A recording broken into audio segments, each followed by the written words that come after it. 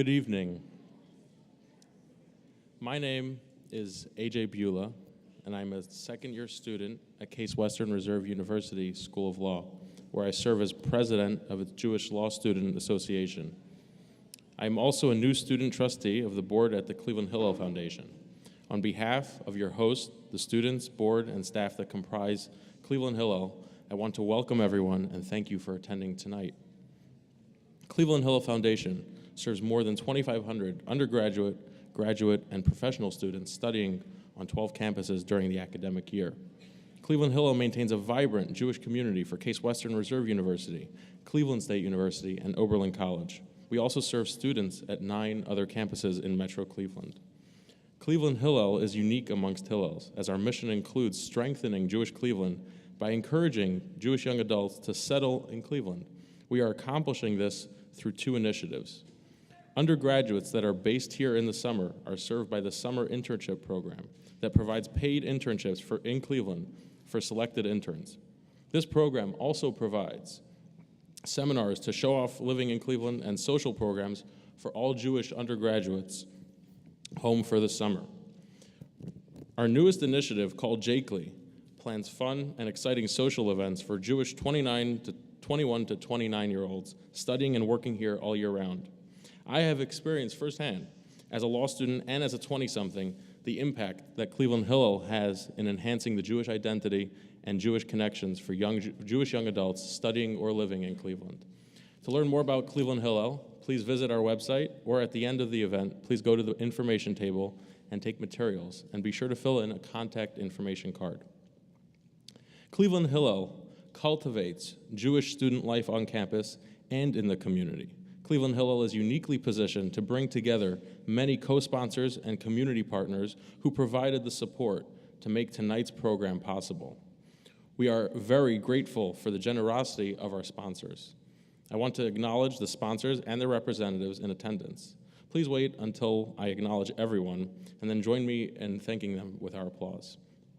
First, I would like to thank our hosts for tonight, the Cleveland Hillel Foundation, and I'd like to welcome the president of the board of directors, Harvey Siegel, and the other officers and trustees in attendance. The George B. and Elsa Golden Memorial Lecture Fund has enabled Cleveland Hillel to bring top-notch speakers to campus and the community since 1983. We are grateful for the commitment and the generosity of the Golden family. It is my pleasure to welcome Don and Fran Golden and their daughter and son-in-law, Joanna and Matt Weiner, who are here with us tonight. In recent years, Cleveland Hillel Foundation and Case Western Reserve University have deepened their relationship to add value to the student and campus experience, promote understanding, and enhance Jewish student life. We are very appreciative of the strong and diverse support of Case Western Reserve University, which is reflected by tonight's co-sponsors from Case Western Reserve University. It is my honor to thank and welcome Barbara R. Snyder, president of Case Western Reserve University.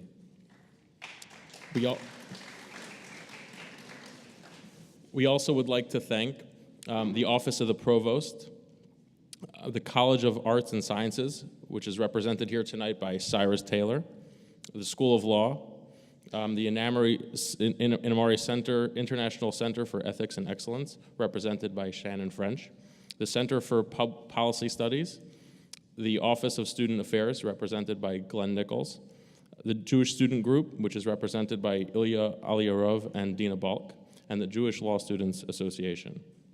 Cleveland Hillel also greatly appreciates the support we have from the Jewish community, and we would like to thank our community sponsors. Esther and Hyman Rappaport Philanthropic Trust, Real Partners, Real Peace, Sanford and Epi Shore, trustees of the Gretel B. Block Charitable Trust, Alvin L. Gray.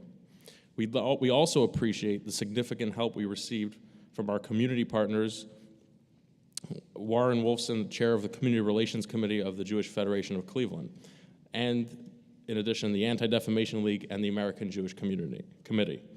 Please join me in a round of applause for all of our sponsors and partners.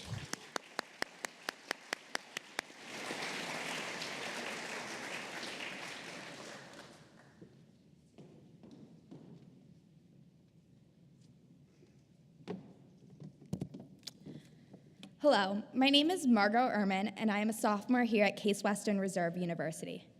I'm a student trustee on the board of the Cleveland Hillel Foundation and am the Israel Programming Chair on the Hillel Undergraduate Leadership Council. Because of my position in these two groups, I have had the honor to help plan tonight's event. I would especially like to thank the Hulk President, Gabe Dash, and Hulk Vice President, Matt Barkin, for the time and effort they put in to help make tonight a success. Mr. David Makovitsky and Mr. Roth al-Omari have been kind enough to speak at 7 different events in Cleveland today. This morning, Mr. Makovitsky spoke at Cleveland State University, and Mr. al-Omari hosted a lunch at Oberlin College. On CASE's campus, they've taught a political science class, had an open discussion with faculty, and had dinner with student leaders from a variety of Case Western organizations and sponsoring departments. Tonight's event is called Israelis and Palestinians, the Possibilities for Peace, and I cannot think of 2 better people to speak on this topic with us. Raith al-Omari is the executive director at the American Task Force in Palestine. Mr. al-Omari has served in various positions within the Palestinian Authority, including director of the International Relations Department in the Office of the Palestinian President, and advisor to former Prime Minister Mahmoud Abbas. He has extensive experience in the Palestinian-Israeli peace process, having served as advisor to the Palestinian negotiating team throughout the permanent status negotiations in 1999 and 2000, and was the lead Palestinian drafter of the Geneva Initiative from 2000 to 2003. Mr. David Makovitsky is the Ziegler Distinguished Fellow and the director of the Washington Institute's project on the Middle East peace process. As a journalist, he covered the peace process from 1989 to 2000 and has received multiple awards for his work. He is the co-author with Dennis Ross of the 2009 book, Myths, Illusions, and Peace, Finding a New Direction for America in the Middle East. The New York Times Book Review described the book as full of innovative thinking and stated that the authors are full of decades of experience and insider knowledge. I would like to thank Mr. Makovitsky and Mr. al-Omari for speaking with us today. Please join me in welcoming them to tonight's lecture.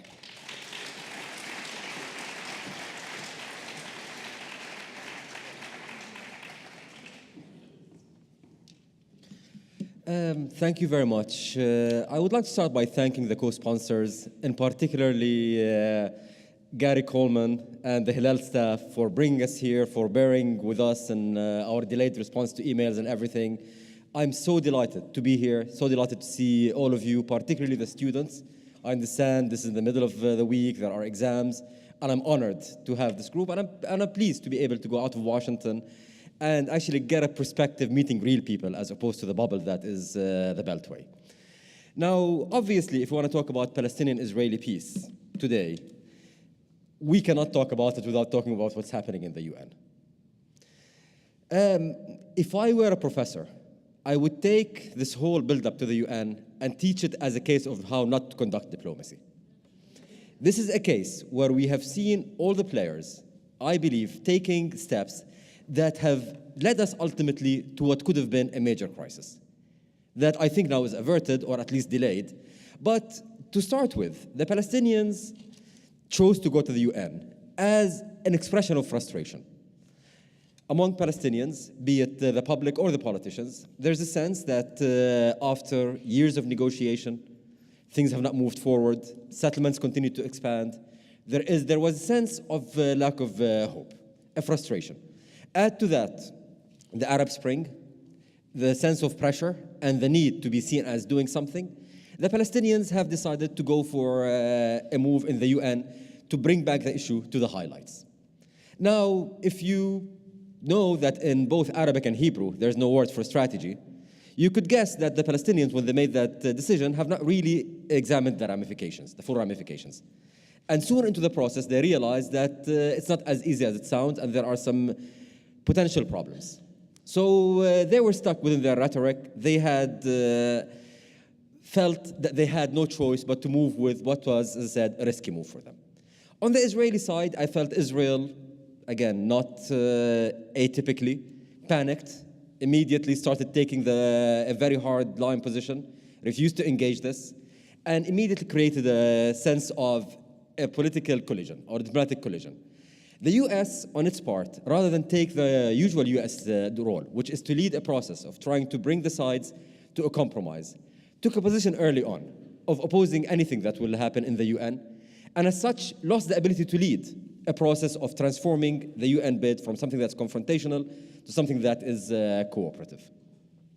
As a result, as we were building towards the UN, towards this week, there were many creative ideas among think tanks, among European diplomats, et cetera, of how we can turn this from a confrontation to a cooperative thing, whether by avoiding the Security Council, by going to the General Assembly with a resolution that will meet the interests of both parties. Rather than that, we found ourselves on a road towards collision. Now, I'm glad to say that today, or the last couple of days, it has become clear that the crisis will not happen this week. The Palestinians will submit a request to the Security Council to join the UN. The Security Council, the UN, for those of you who worked with the UN, know it's not a paragon of time efficiency. It can take its time examining this application.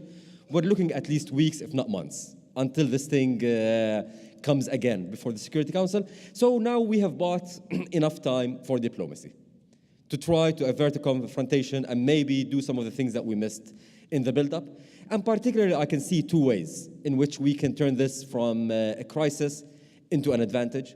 One is if we use the pressure created by this, the sense of the risk that both the Palestinians and Israelis started feeling out of this, to convince them to go back to negotiations on terms and in terms of reference that are acceptable to both parties. And that's what the US, through the International Quartet, that's the contact group of the UN, the EU, Russia, and the United States, have been trying to craft some basis for starting negotiations based basically on what President Obama said in May in his two speeches. Or alternatively, rather than, if that's not the path that's going to happen, to go to the UN again, but with a text of a resolution that's agreed by both sides that we feel will get us to negotiations. There is no guarantee that the best case scenario will happen. Actually, if you look at the Middle East, you don't lose money by betting on the worst case scenario.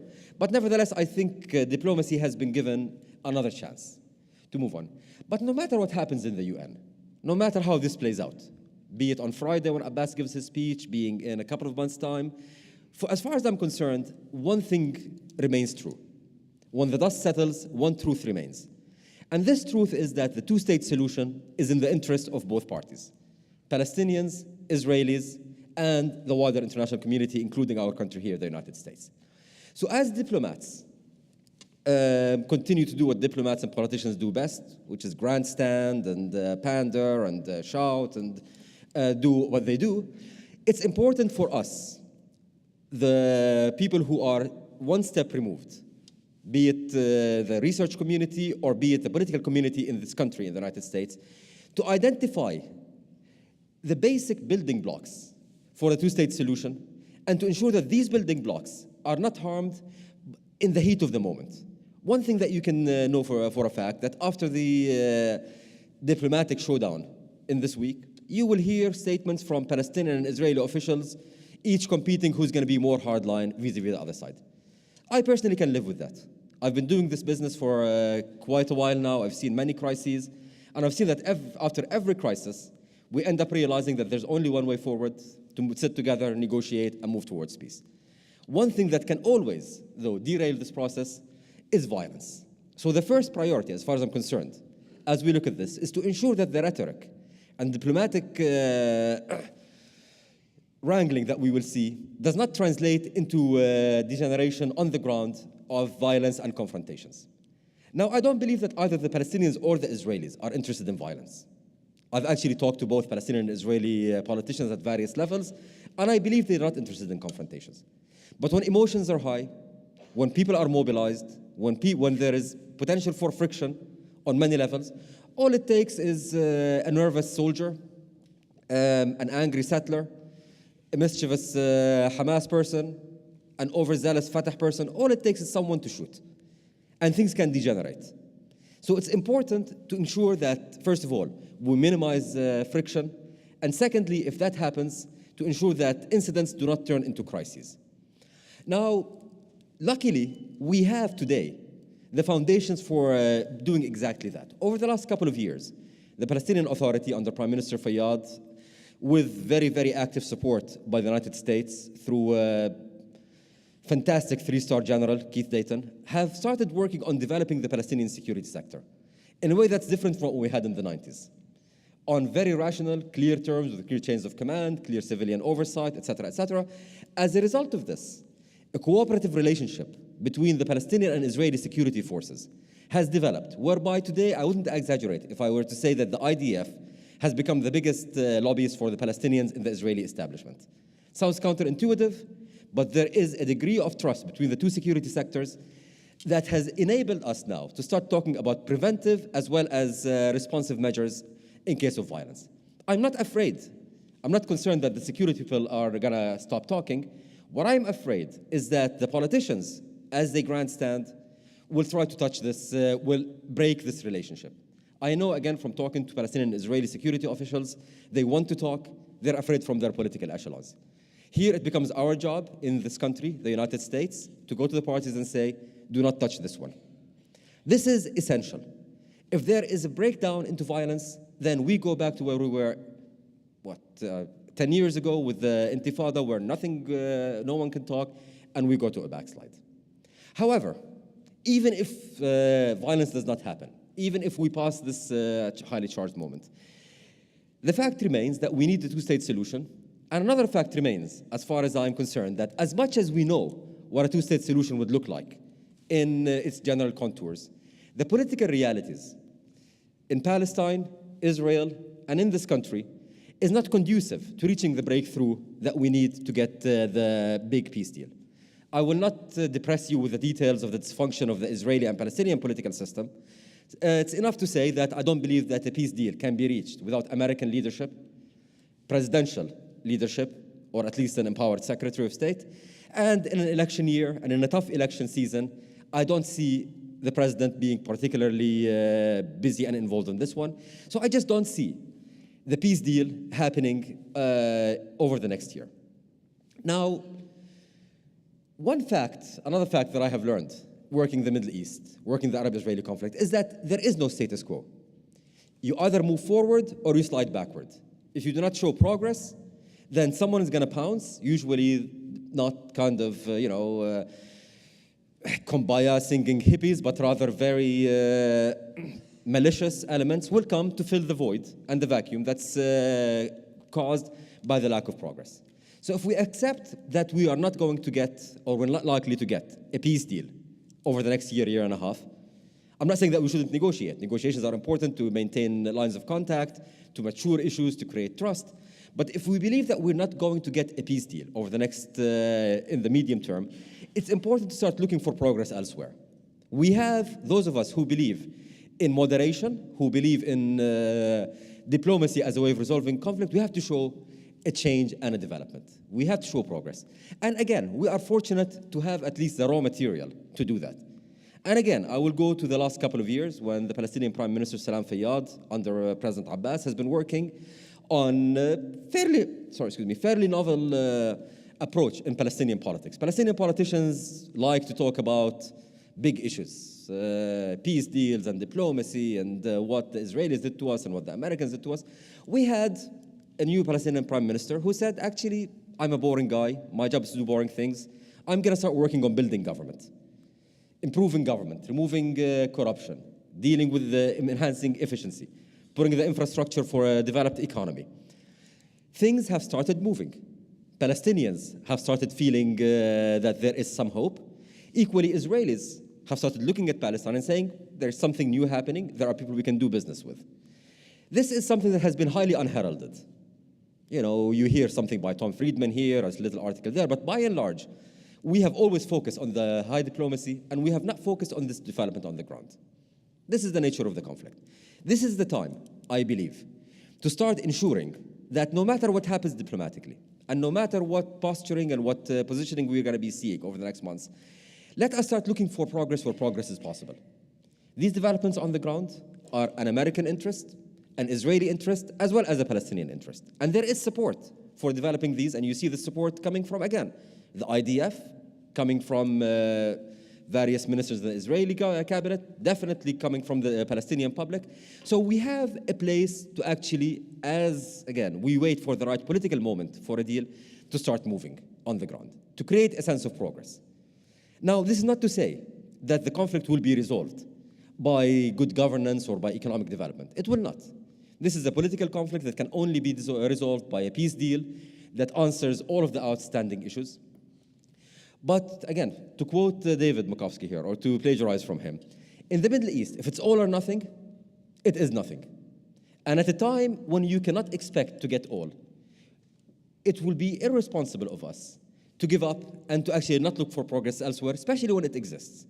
And this brings me to really my main concern in the United States. We are hearing now in a very, again, we are in a very partisan, politically charged environment. And we are hearing from some places in Congress in particular, high calls to cut all aid to the Palestinian Authority and cut all to the Palestinians. We have to step back. I can understand when Palestinians and Israelis act out of anger and frustration.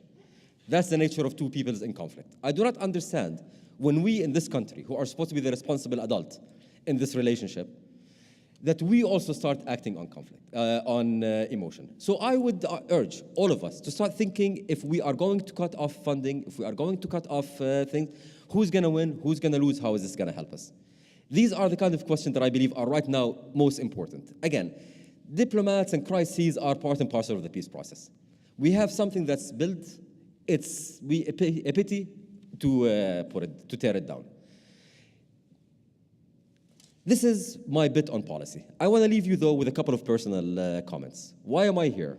Why is David here? Why have we left our comfort zone in Washington to come to Cleveland? To come to, this is what, our 30th, 25th, 26th campus. We've been doing this now for a couple of years, going from campus to campus. Why are we doing this?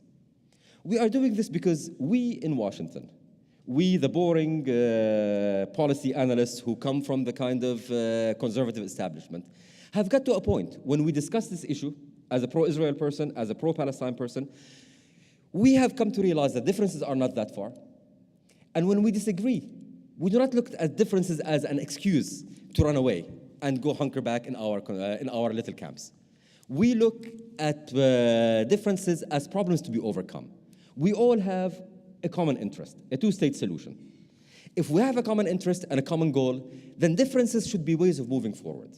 And one thing as well that I have learned, and this I have learned the hard way, in the heat of the moment, when you feel passionate about your cause, you can express yourself in ways that might be offensive to others that you are inevitably going to have to deal with in a week's time, in a month's time, whether in the negotiation room, whether in the classroom, whether in the workplace. So I have learned that no matter how much we disagree, it is very important that we disagree with civility. Ultimately, we're in this together. And it saddens me and it saddens us sometimes to see some campuses, and I'm glad to see that actually here is not one of those campuses, but in some campuses where anger gets such that you have mutual recrimination, you have mutual legitimization. This will not get us anywhere. This is not about a conflict about who's right. It's not a conflict about ideas. It's a conflict about real human lives. Every day we don't resolve this, people die, people lose livelihoods, and as such, if anything that I want to leave from this tour, from this talk, is the need for everyone here, whether you're pro-Palestine, pro-Israel, to take a step back, look at your human relations, look at your group's interest, look at your objective, and make sure that no matter what we do, as we express our views in the heat of the moment, that we do not cut those bridges, and we ensure that we have a working relationship to enable us ultimately, when the time is right, to do what's best for all of us. Thank you again, and I'm looking forward to our discussions.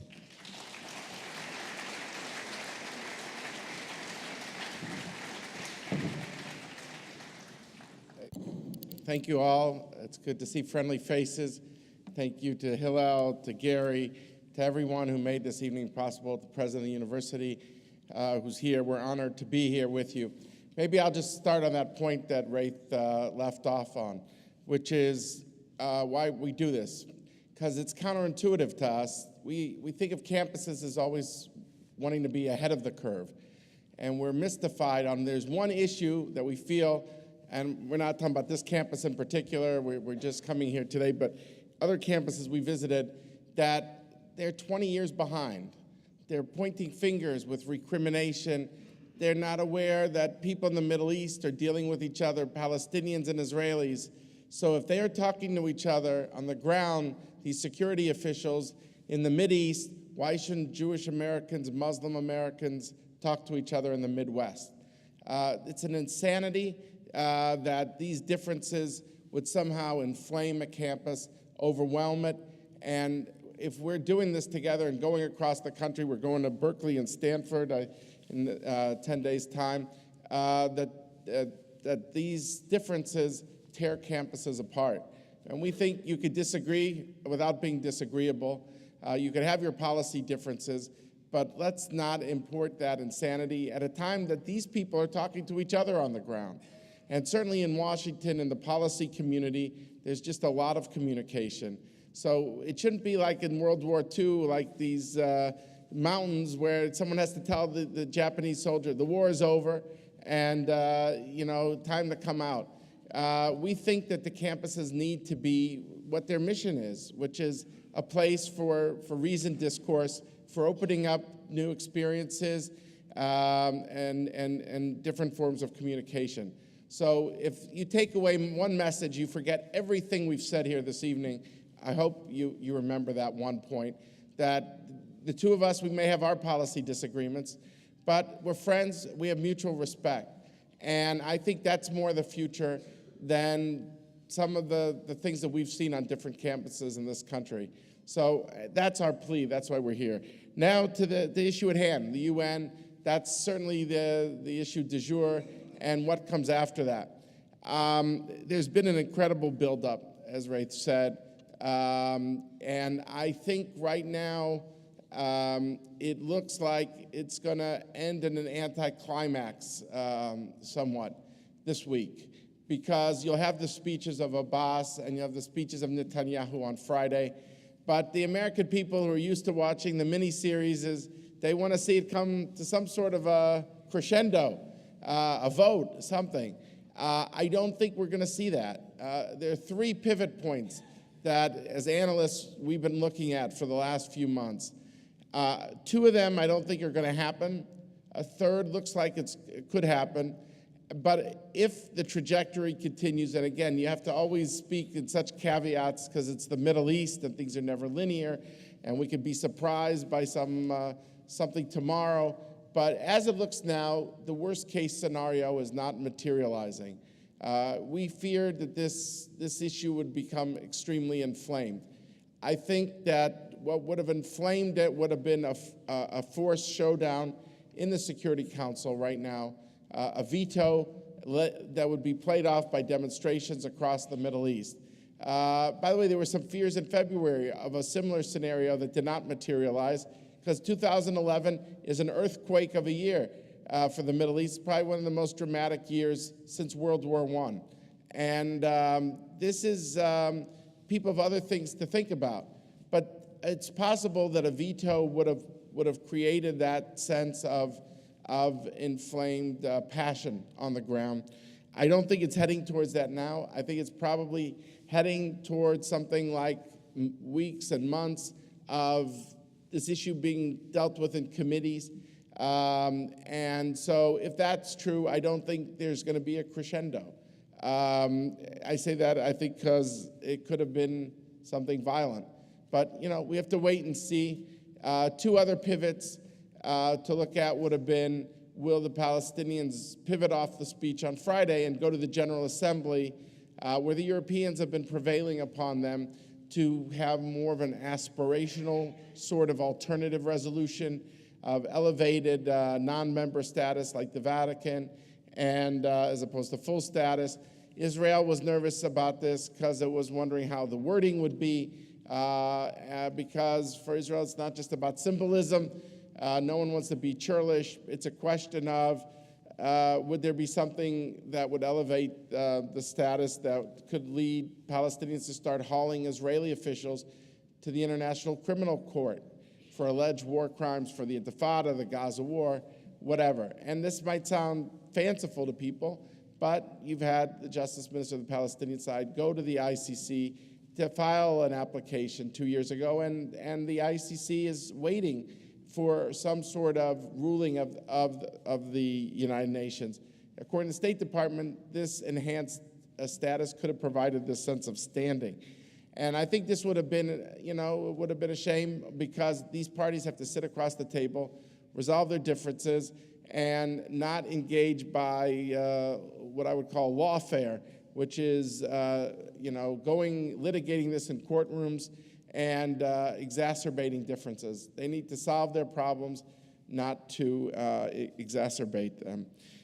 So I didn't know if he would pivot in that direction, but it could be that any resolution that the Europeans would support, Abbas might feel was too much of a come down for him. So it doesn't look like he's going in that direction. The third pivot would be to pivot in the direction of the quartet. As Raith said, that's the US, the European Union, Russia, the UN, who want to have a new resolution calling for renewed talks, largely along the lines of the Obama speeches in May. And I think that is still unclear if he is pivoting for that. Often in this conflict, you see that people are more interested in defiance than success. And to say, I gave a speech at the UN, I asserted our rights, and then go home, receive a hero's welcome in Ramallah, that might be for Abbas more important. Someone who's lived under Arafat's shadow, someone who is looking for legacy, maybe is dubious that there will be a deal, doesn't trust the Netanyahu government. Here he could say, I went to the United Nations. I put our case before the highest body. And I think that's, for him, that symbolism might be very significant. As Raith said, the Arab Spring is also an issue. His patron was Hosni Mubarak, and Mubarak is gone. And who knows, he felt, if you do nothing, I'm at the end of the line. And people would there'd be an Arab Spring against me. I've got to find a way to be ahead of the public, to lead the parade, to find some public master stroke that would capture the hearts, the minds, the imaginations of the people. And because 2011 is not a normal year, it's a historic year, and that requires these sorts of outsized decisions. So I think, whatever the rationale, I think, and this was controversial on the Palestinian side. Look at what Salam Fayyad, the prime minister, has said. So it's unclear that, as Ray says, that this was thought through to a direct result, but was more showing as this sense of defiance. I think that, whether this fizzles out or the can is kicked down the road, the question is what comes next. And as two people have been at this for a while, we see the crises come and go, but the overall arching logic of the two-state solution still remains. There's just too much history, too little geography. And these people are destined, doomed, whatever word you want to use, to live next to each other. And that's why I think that this crisis will pass and the parties will have to deal with each other. Could there be a deal in 2012? Well, I'm skeptical. I think that for the Palestinians, they will always believe it's about trying to get the U.S. to deliver Israel on a certain level. I think President Obama feels he's expended a lot of political capital on this issue. He's heading into a re-election. I feel he doesn't want to expend more capital. I think in a certain way, part of the problem was that there was no corollary to the Obama speech in Europe, which would have had an impact, I think, in the United States and in Israel, where if Obama demonstrated tough love to Israel by laying out the territorial components, the Europeans could have done the same thing. Let me illustrate it with a story. And I had the good fortune to meet. I've been in 4 meetings with President Abbas the last year, a couple of them alone. And I said to him, I understand your narrative. It's about land, it's about settlements. And that's the gut fears of your people, that all the speeches happen, but at the end it comes down to that. But let me also tell you, there's a narrative on the other side that has nothing to do with the land. And that's Israel's narrative. And their narrative is they got out of Lebanon, they got out of Gaza, and they got thousands of rockets. So instead of land for peace, they feel it's land for vulnerability. And that is an equation that is a death knell for this process. Because if you didn't like the book in Gaza, you don't want to see the movie in the West Bank. And basically, for them, it is not about the land, it's about acceptance in the region. That's the Israeli gut fears, because they see rejectionist groups, Hamas, Hezbollah, they don't accept Israel the size of a telephone booth on a Tel Aviv beach. And their Jewish history has taught them, well, this part I didn't say to him, but when your enemies say they want to kill you, you have to believe them. So that's their narrative, and therefore acceptance in the region as a Jewish state, of course with equal rights for all citizens. That is their narrative and is no less potent than yours. And both of the gut fears have to be addressed. Each side has to cross historic thresholds. Israel has to cross the land threshold because of Palestinian gut fears, and the Palestinians have to cross the Israeli historic threshold of recognition because of Israeli gut fears. And my message to President Abbas is, if two sides don't cross it together, neither side will cross it. Both sides are going to have to cross that threshold. And that's not easy to do, but I don't see any other way. And so I think that whether it's in 2012 or beyond in 2013, that equation is going to reassert itself. Now, there's been some good news out there. The good news out there, which you don't hear much of today because a lot of the news has been gloomy, but is, as Raith says, you have an effort on the ground where security cooperation is better than ever.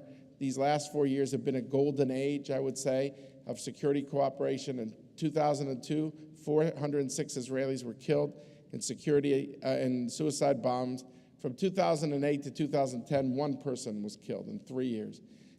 That's a remarkable change. And instead of Yasser Arafat's ethos of victimhood, it's been replaced with Salam Fayyad's ethos of accountability. And that's a huge change. I've spent over 30 hours with Fayyad. He told me a story that he met with George Bush when he was there for Israel's 60th birthday. And he said, look at the Zionists, how they built that country. He told the president, they had that Balfour Declaration in 1917. By 1948, they had declared the state, they had already built it. I don't think he got into this level of detail, but I can tell you, the Israelis, they built the Haganah, they built the Hebrew University, they built the Hadassah Hospital, they built the Histadrut, the trade union, the Jewish agency, the government in waiting, all the building blocks. And I think Fayyad is trying to do that now. And that is crucial, this bottom-up approach. But if the bottom-up is not met with the top-down, that bottom-up will be imperiled because it's being marketed on the Palestinian side as state building. If there's no state, these people will be accused of all sorts of things. I don't know if it's in 2 years' time, 4 years' time, of making an occupation more efficient. So the bottom-up efforts of Fayyad are fantastic in creating a new ethos and creating 9.3% GNP growth according to the World Bank last year at a time of a worldwide recession. But they have to meet. And frankly, time is not always on the side of peace, and we know it. There's clocks ticking. They tick for both sides, not just for one. For the Palestinians, they tick that if there is no progress, Raith likes to quote me, so I'll quote myself, as saying, the alternative is not the Hadassah women of Brooklyn. The alternative is Hamas. And these people will be replaced, and we'll look back in 2008, 9, 10, 11, and say, why didn't we seize this moment? So it's ticking on the Palestinian side, and it also ticks on the Israeli side. Demographics, also the fear of radicalization, precision-guided technology of non-state actors. Who knows, well, maybe they could find the chimney in Netanyahu's home and how to guide the missiles in that way. And Israel's got the Iron Dome and is trying to compete. But it's a new world certainly the ostracism that Israel's been facing. And the final point is the Arab Spring. And here I'll conclude on that, focus on that point. Because, you follow the news for people who care about developments in the region. They see an Israeli embassy that was almost overrun in Cairo, and it took President Obama and Leon Panetta and General Tantawi to extract the Israeli security officials from there.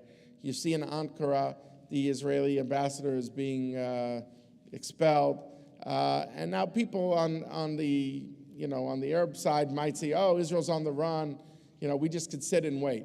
Well, Israel's proven to be very resilient. I wouldn't count Israel out. But at this time of a lot of turbulence, I would say, in the region, because we wish the Arab peoples well, that they get to have their democratic aspirations, and certainly democracies do not fight democracies, but according to the academic literature, the process of democratization, which we don't know in this case will take a decade, 2 decades, how long, maybe longer, maybe shorter, that could be the most turbulent. And you have to put the tray tables in the upright position and fasten your seatbelts. It's a very choppy ride. That could be a time where there's an empowerment of radical forces who frankly play off against the paralysis of this conflict, whether it's the Muslim Brotherhood, the Salafis in Egypt, whether it's going to be true the AKP party in Turkey, that is an Islamist party, not Muslim in terms of piety, but has a more of a political vision of Islam. These people played off Israel, and it didn't start with Netanyahu. It predated it, I should say. For Israel, the changing Middle East will hopefully be more stable, but it's also going to be tougher because Israel's used to making peace with leaders. To make peace with peoples is harder. Counterintuitively, Israel's best relationships in the Middle East have been with Arab and non-Arab militaries and intelligence agencies. I know that's counterintuitive, that Israel's best friends are the Arab militaries. Come on, I don't understand. But the truth is, when you think about it, there's been a common outlook, a concern of Iranian encroachment, a concern of al-Qaeda, a concern of Hezbollah and Hamas, and an overall quest for stability. In the 90s, the golden years was the Israeli-Turkish military relationship. But Erdogan, the head of the Turkish government, he cut the wings out from under, or the legs, I should say, out from under the Turkish military. And the relationships have never recovered. This started in 2002. So the Middle East is undergoing change. And, you're going to hear 2 very contradictory impulses. One will say, hunker down. If there's a hurricane, you go into a shelter, you wait for the hurricane to pass. And that is an understandable impulse. I get that.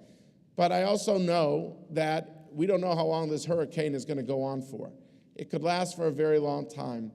And the most radical elements play off this conflict in order to gain their own domestic base. And I believe Erdogan in Turkey, it's very cynical. He wants to deepen his domestic hold. He wants to assert his regional leadership. When he looks around, he sees Abdullah is 87 in Saudi Arabia, Mubarak was 82, and he's young and vibrant. So these people use the conflict and the paralysis for their own purposes. I think the same with the Brotherhood, the same with the Salafis. I'm not saying it's the only thing they exploit, but they exploit the paralysis. So those who argue just hunker down, they have to contend with the fact that in hunkering, they might be strengthening these radical forces inadvertently. Those who say, go rapidly through this, like you're just, go faster than ever and ignore all this, they might be ignoring some of the realities that will make Israel's concerns more precarious. So I tend to think that you need a hybrid approach. You need to maybe be tougher on issues of security arrangements, because Jordan and Egypt have been the pillars, the silent pillars, and now there's a lot of question marks about that. So transitional things of borders, of the role of the military and on those borders, I could see a toughening of positions, but I think a hunkering down politically on not negotiating, this is, I fear, could only exacerbate these more radical, could exacerbate things and inadvertently strengthen these radical elements. So it's a really rough time. It's not enough to be right, you have to be smart and to navigate very choppy waters. So I guess where does this leave us? We talked about the UN and the belief that this will pass, does it pivot to a renewed focus on talks where the clock is not exactly ticking on the side of moderates? That's my view. There has to be a way to restart talks. And whether in 2012 maybe they should do the things that Rafe said, that's fine.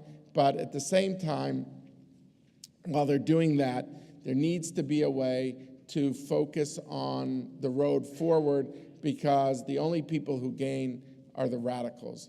And we got to realize this. This is the challenge on how to navigate at a very time of high turbulence. So put the tray tables in the upright position and fasten your seatbelts. It's going to be a ride. Thank you all very much.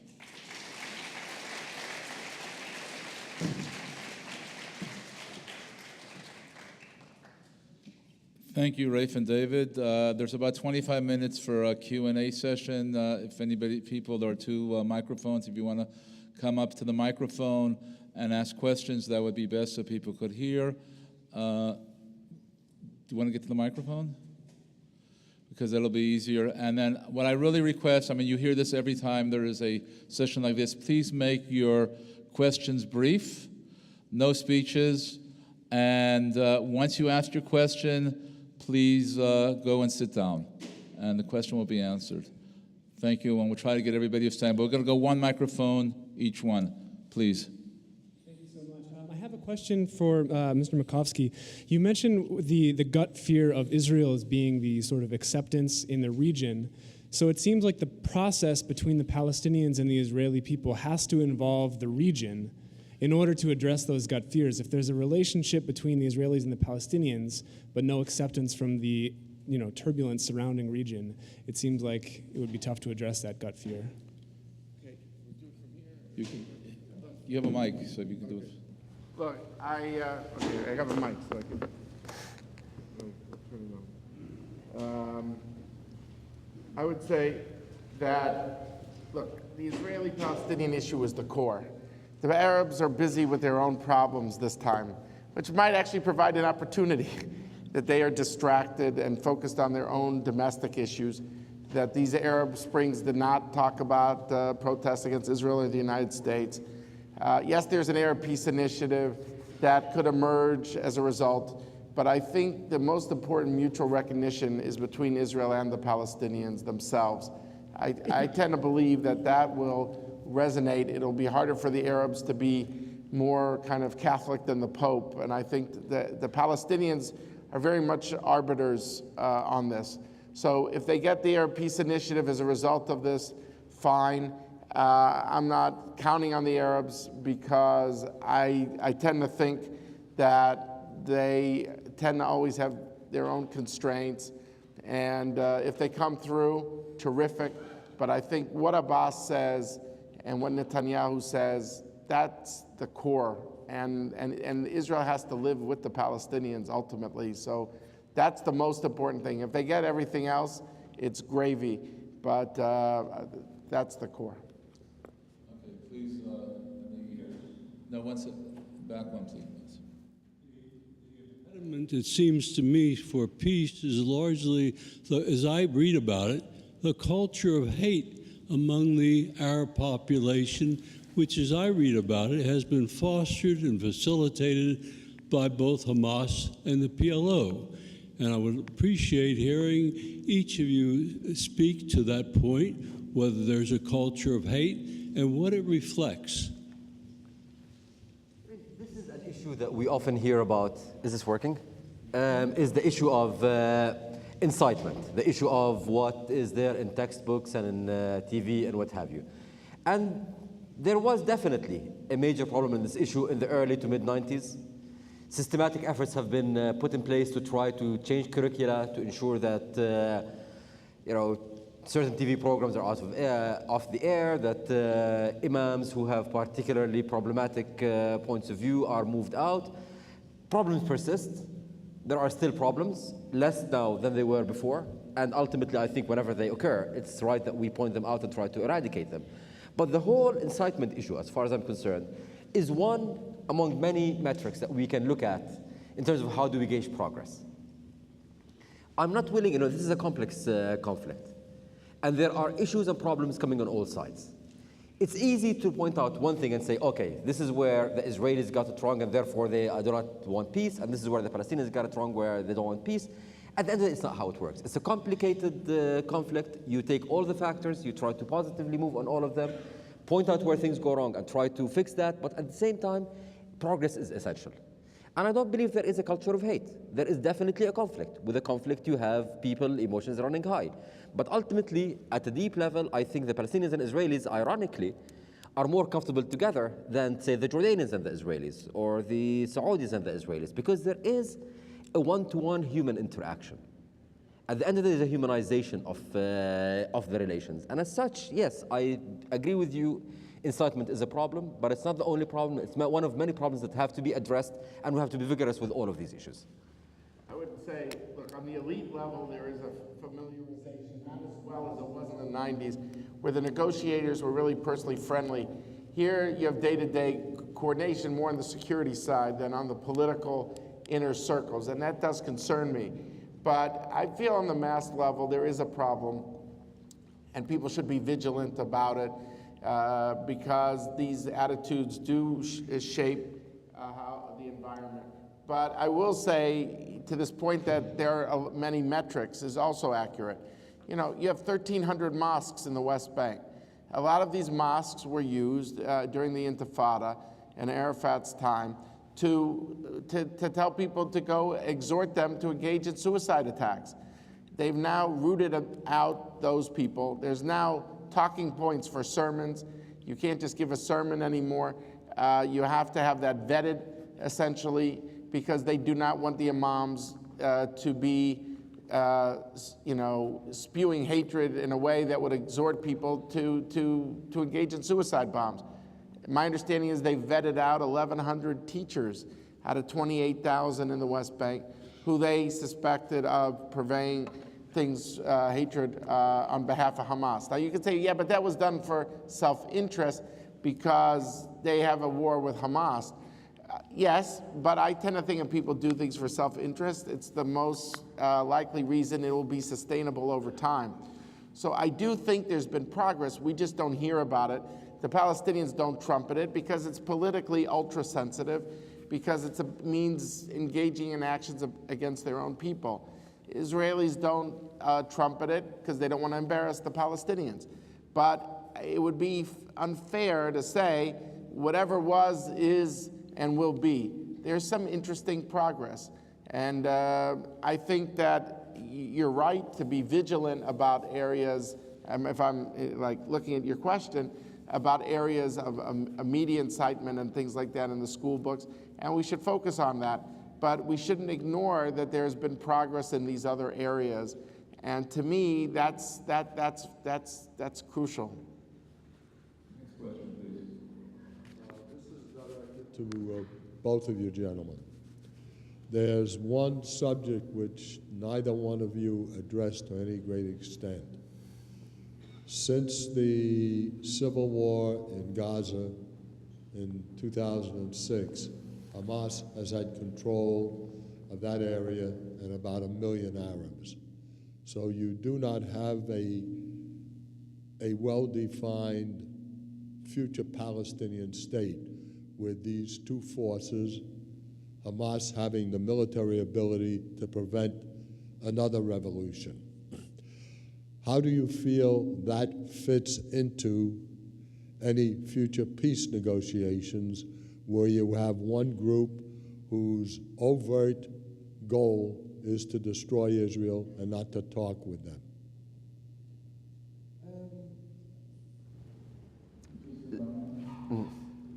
Sorry? Yeah, let me start with there are many angles to this question. One angle that I can start with is that, first of all, any peace deal that will have to be signed by any Palestinian leader will have to cover both the West Bank and Gaza, because no Palestinian leader can be seen as dividing these two parts of the homeland. However, signing a peace deal and implementing the deal are two different issues. And you can start implementing where you can implement. You ultimately have to sign with the PLO, and you start implementing where you have to implement. And then when it's possible, you implement in Gaza. Now, this is kind of on the, if you wish, formal level. Now, I want to take it one step below into the political level. Ultimately, in every nation-building process, there comes a time when the future of the nation, when two or more conflicting paradigms come to compete on who's going to define the future of the nation. In this country, we call it the Civil War. In Israel, they called it the Al-Tilaina. In Jordan, they called it the Adwan Revolution. There comes this point when you have two irreconcilable points of view. So ultimately, if we're going to wait and see how we can unite Fatah and Hamas, they will never unite. Because ultimately, if I may, I'm trying to respond to you. Okay, so I don't believe that they will reconcile. I don't think you can reconcile two very conflicting ideologies. One calling for a theocracy and destroying Israel using violence. One's calling to a secular system with a two-state solution through diplomacy. But what happens is ultimately, so they can't meet, but one of the two paradigms will have to win. Which paradigm will win is the paradigm that can deliver.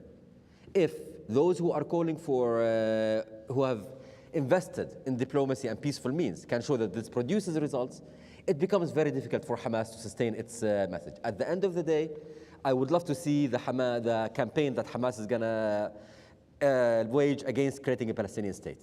It's impossible. They will be on the defensive. Now, this will not result in the immediate disappearance of Hamas and its control over Gaza, that's a military control, but will create a new political environment. In the meantime, you can expect Hamas to act in spoiler activities. This is not unique to the Palestinian-Israeli conflict. In every conflict that we have seen, when there's a peace process, the closer you get to peace, the more motivated those who are against peace to move it. And there are ways to deal with this. There is not, again, we have many lessons learned that we can take from other peace processes. But to sit back and say, we will not move until the Palestinians unite, then we are ensuring is that those who are saying that progress is not going to happen, that diplomacy doesn't help, will get the upper hand. The only way to defeat Hamas, in my view, is to have diplomatic progress, and to show that those who choose moderation can deliver to their public. I'd like to reinforce this. I mean, basically, you know, the Americans say is nothing succeeds like success. And I think just to have paralysis and say, you know, we're going to wait and see what, you know, maybe 20 years, whatever it is, until these two, parties and we see who emerges. My sense is you'll see the moderates being discredited because their only coin is a negotiated deal. If they could deliver that, I think they'll be better positioned against Hamas. But until Hamas changes the three criteria, according to the three criteria of the international community, accepts Israel's existence, disavows violence, adheres to previous agreements, in my view, the only approach to Gaza, I know it doesn't sound very inviting, is containment. I mean, you want humanitarian assistance? Absolutely. But at the same time, you can't solve all the problems at once here. But on the West Bank, you can solve things, and you can demonstrate a success. It's not a favor to the Palestinians. It's also for Israel. In terms of annexing land that Israel, where they've been held in limbo for. There's something that could give each of these parties a success and discredit the rejectionists.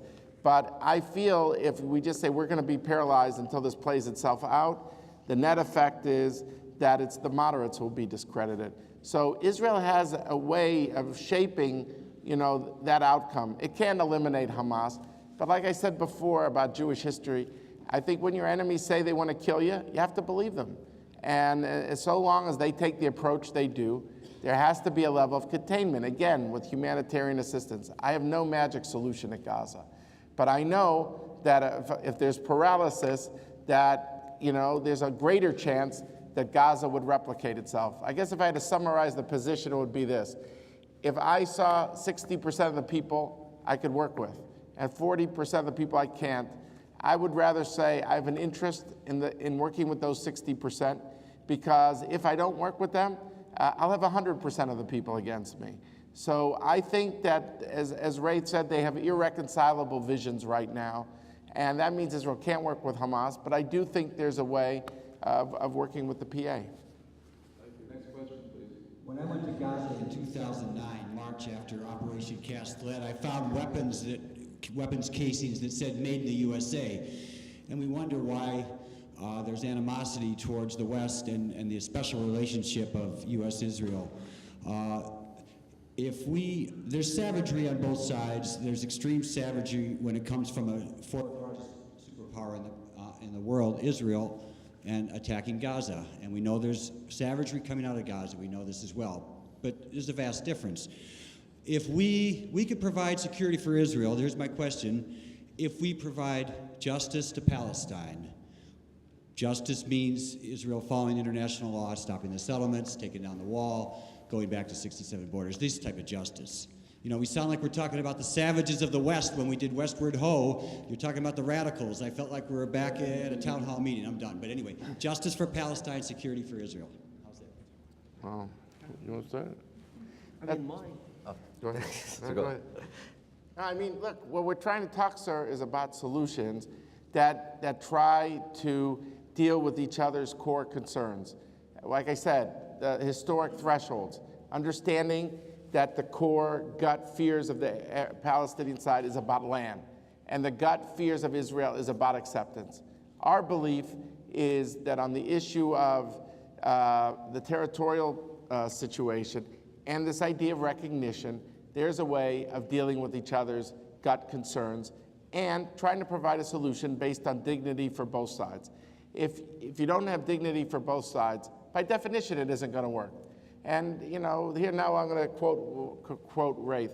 It's not enough to write your own victory speech. You got to write the other side's victory speech too. And each side has to go home to their constituency and make sure that this deal answers their core concerns. And each side has a narrative and core concerns. I think in the case of the West Bank, this can be reconciled. With Gaza right now, I'm not as certain. I mean, as a lawyer, I spent 3 years at law school having any sense of justice beaten out of me. Ultimately, as a lawyer and as a diplomat, I see my job is not to achieve justice, but my job, I see it as to actually create a future that will be better than the past. So I think one thing that we often mistake in the Palestinian-Israeli peace process, we try to negotiate everything. Palestinians and Israelis love negotiating. It's a religion as far as we're concerned. I believe that ultimately our jobs as diplomats, negotiators, what have you, is to look for the future. And issues of justice and the past, and what you talked about, you know, the very painful and often very ugly history of this conflict on many sides, this should not be something, as far as I'm concerned, that will be given to politicians to negotiate. You can never negotiate your history. You can never negotiate your suffering. It's important to create, though, besides the negotiation, another parallel process where both sides get exposed to each side's narrative, how they saw the conflict, how they saw their pain, not in order to accept the other side's narrative, or not necessarily in order to assign blame, but to get a sense that there is a human dimension to it. So as far as I'm concerned, the most immediate necessity is to end the conflict, to ensure that in the future this doesn't happen all over again, and then both sides, alone and together, have to deal with many of the emotional issues of the past, but not to negotiate them. Because often when you negotiate something, you degrade it, you turn it into a commodity. That's my view of it. Very pragmatic, maybe, but that's, as far as I'm concerned, the shortcut to getting rid of repeating that history. Thank you.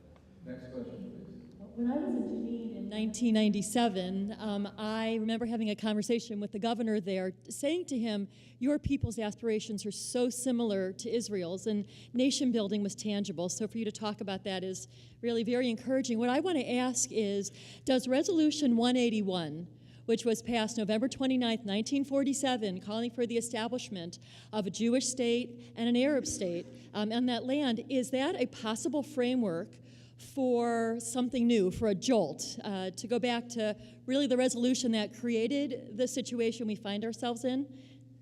Question. I only one value in 181, because I mean, again, here I can use my legal background to say that as a former legal advisor to the Palestinian negotiating team, I realized early on that law has nothing to do with this conflict. It's not about law, it's about actually creating solutions. You can have all the law on your side. If you don't reach a deal, then it means nothing. But law can help the process. It frames the process, and it can give us sometimes useful tools. And I think Resolution 181, which is a General Assembly resolution, we call it the partition resolution, as you said, 2 states, Jewish and Arab. It's interesting when you talk about the context of the current debate, do we recognize Israel as a Jewish state? Do we not recognize Israel as a Jewish state? You can always go back to the framework of 181, where the UN in 1947 said 2 states, Jewish, Palestinian, Jewish and Arab. The Jewish state has been created, now it's time to create the Arab state. This is a way of bringing what has become an unnecessarily divisive issue back into kind of, this is not outlandish, this is something we've been talking about since 47. I see the value in it in that regard. I would add that if you look at the Palestinian Declaration of Independence of 1988, the first time they did it, it also mentions, the Jewish and the Arab state. I think in 181 it mentions Jewish state 30 times. Again, the idea of mutual recognition is not a new one. That has its origins, and I hope that could be helpful in helping sort out mutual recognition. The other parts, the terms of it all, a lot has changed since then, and like I said, you're going to have land swaps. I mean, there are things that are very different today. So as an overall template, I have my doubts, but I think that the idea of the need of mutual recognition is there, and hopefully it could inspire the parties to find a solution to this issue too. I was listening to NPR several years ago when the Hamas-Fatah situation developed, and I remember that it started out with a coalition between Hamas and Fatah that disintegrated, and Hamas ended up having a violent takeover in Gaza. I was just wondering about how those series of events, first with the coalition and then the violent conflict, affected Fatah-Israeli relations. The last word you said, Fatah's... Israeli-Fatah relations, how those were affected. I think this was interesting in some ways. I mean, I would have thought that the main lesson for Fatah, or there should have been 2 lessons for Fatah. First of all, I mean, for those of you who don't know, Hamas did win the elections back in 2006, fair and square. They did not run on a platform, we're going to destroy Israel, we're going to go back to violence. They ran on a different platform. Fatah has been in charge of the Palestinian movement since the mid-60s and has become a corrupt party, like any corrupt party that's been in power for so long, and we're running on good governance or whatever. You would have thought that Fatah would have learned from that and cleaned up its act. It really hasn't, and I will get to that in a minute. And the other lesson that I think Fatah should have done is, as a movement, it should have updated its own, how shall I say it, its own vision and outlook, and became sharper when it defines its objectives. The problem with Fatah is the following.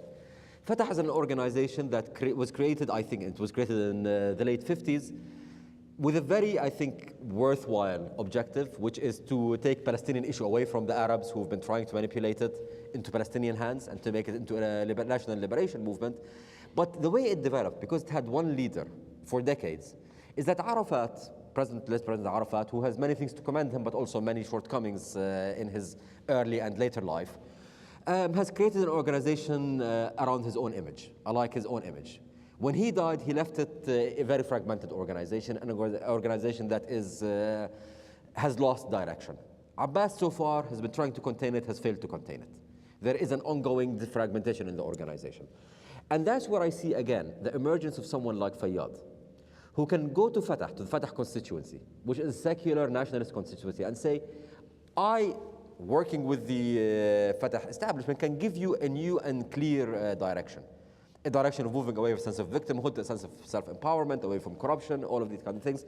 So we have all of these issues. But what happened with Fatah vis-a-vis Israel is, frankly, Fatah has been too busy looking inward, still absorbing the outcome and the shock of the relations between, of the kind of the breakdown of this relation between with Hamas. Fatah has, to a large extent, been marginalized in foreign policy, as far as I'm concerned. Okay, do we have time for 2 more questions, please? It seems that the only options that are available to a Palestinian today, or at least in their minds, are an olive grove in Israel or a hovel in a refugee camp. With all the billions of dollars in oil money that's available in the region, is no one trying to find third alternatives?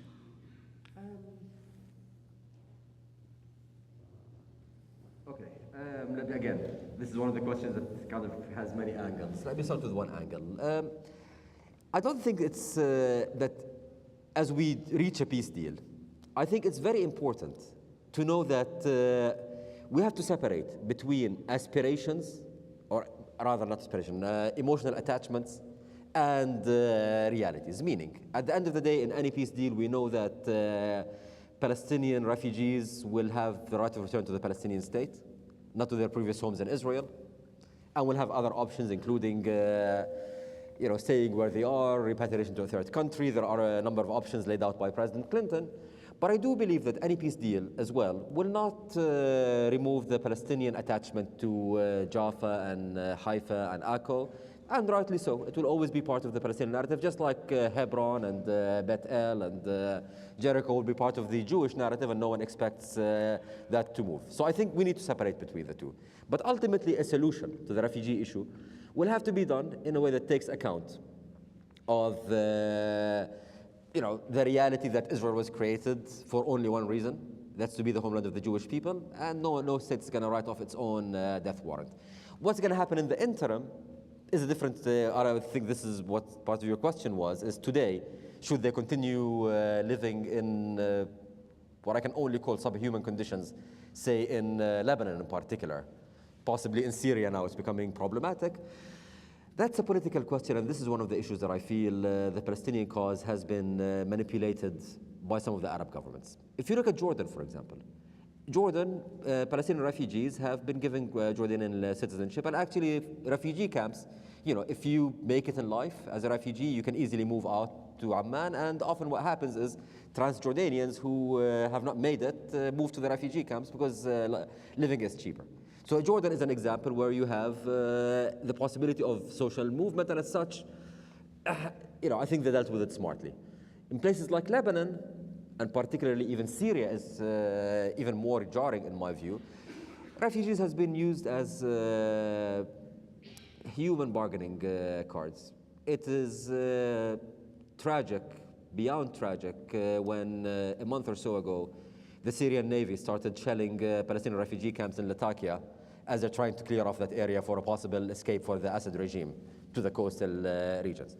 So we see that, and this is yet another example. We can go on with many, many examples of the human cost of this conflict.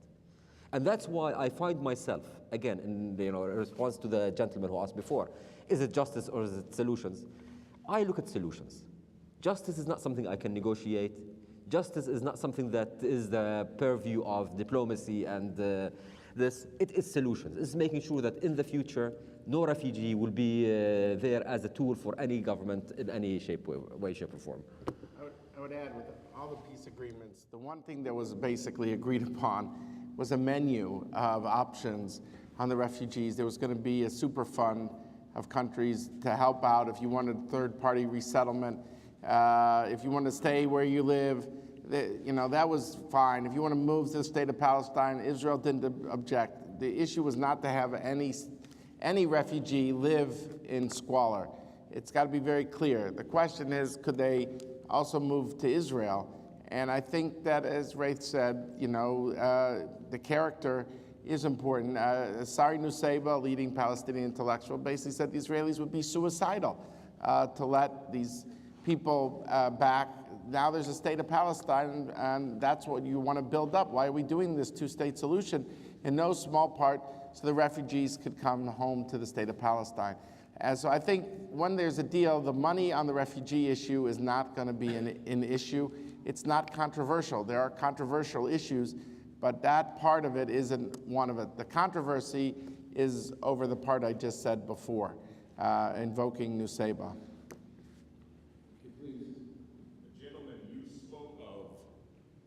The vetting process inciting hate to violence.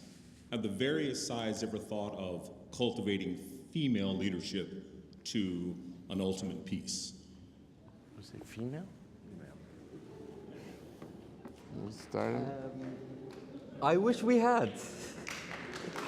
I mean, this is very interesting. I mean, here I'm just going to go totally anecdotal in my own experience. I was shocked, and maybe you'll have a different experience, but we found more women engaged in the negotiation process on the Palestinian side than I found on the Israeli side. I don't know why, but I can tell you, not always, But often, some of my colleagues on the Palestinian side provided perspectives that we do not have with our kind of very gung-ho approach. Unfortunately, we live in two very, very patriarchal societies. Palestinians and Israelis are all about being macho, unfortunately. And I fear that we will get peace way before we change those cultures in both societies. We're stuck with the men for now. I think, happened to be a journalist in the early 90s, the day that they announced Oslo, and the spokesperson on the Palestinian side was Hanan Ashrawi. And Hanan, you would think this would be a moment of great exaltation to announce that we've achieved this breakthrough. And, I respect Hanan, I know her, she's done a lot, but I think that, I don't know if the gender stereotypes that the men are more polemical and the women are not always holds up. I'll put it that way. Look, I think more diversity is a good thing. Don't get me wrong. And we could do use that. I'll just throw in my pitch here when we talk about like reducing barriers. To this issue of coexistence programming. I think it would be a nice thing. I realize this isn't just about your question, sir, but to find ways to enhance coexistence instead of tearing down, building bridges, and maybe having college students go over there on alternative spring break programs, Jewish Americans, Muslim Americans, all types, maybe even using that time to build a playground in each other's communities or something that would give people a sense that Americans are coming to build. And I think there needs to be a way to enlist the energy, the idealism, the compassion of college students towards building this two-state solution. And I think that could contribute in a small way perhaps, against this culture of hatred to the extent it exists.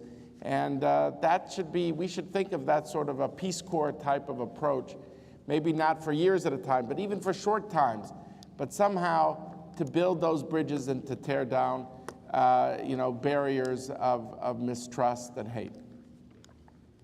I just want to state as a follow-up to that prior to thanking you, the part of what we try to educate towards is the idea that we need to have passionate moderates, that the extremes shouldn't be the ones who are passionate, should be the rest of us. And in trying to work with students and developing that they're integral in their own ways and beliefs, and they're also open as citizens of the world, and they can connect to one another, is the way that we believe that the world can go forward. So I just want to thank both Gaith and David for spending the day with us.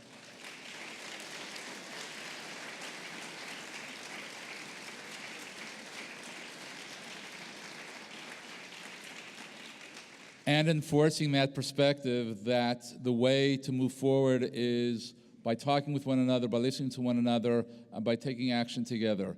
You're all invited to stay for a dessert reception. If anybody wanted to ask them a question and have a chance, you can do that informally. Thank you all for coming. And for everybody who is celebrating Rosh Hashanah next Wednesday night, Shana Tova, happy and healthy New Year.